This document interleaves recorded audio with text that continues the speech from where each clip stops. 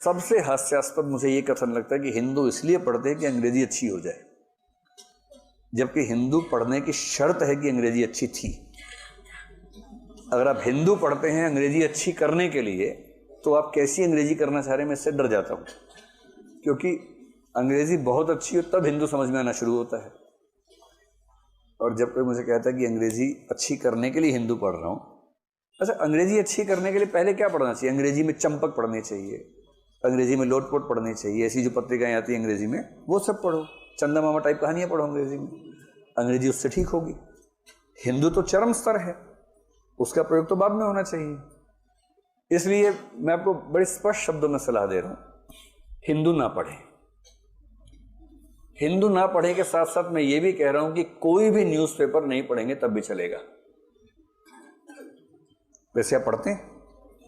कौन सा अखबार पढ़ते हैं? दैनिक जागरण। कौन सा संस्करण? राष्ट्रीय। क्या पढ़ते हैं उसमें?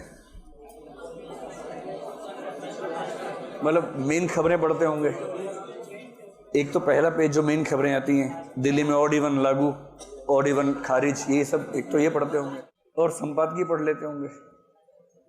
संपादकीय आपका प्रीलिम्स में तो हेल्प करेगा नहीं, तो आप संपादकीय पढ़ें तो ठीक है, कोई दिक्कत नहीं है, लेकिन प्रीलिम्स के पॉइंट ऑफ व्यू से उसको पढ़ने की जरूरत नहीं है।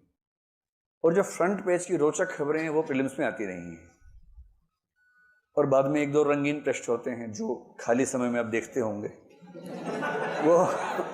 वो पढ़ने वाले नहीं होते, देखने वाले होते हैं बेसिकली, वो ही प्रीलिम्स में नहीं आते हैं, तो उससे कोई मतलब बनता नहीं है। मतलब ये दुर्भाग्य है कि हिंदी भाषा में एक भी अखबार ऐसा नहीं है जो आपकी जरूरतों को पूरा करता हो, और जब हिंदी में एक भी अखबार ऐसा नहीं है तो उसमें टाइम क्यों खराब करते हैं?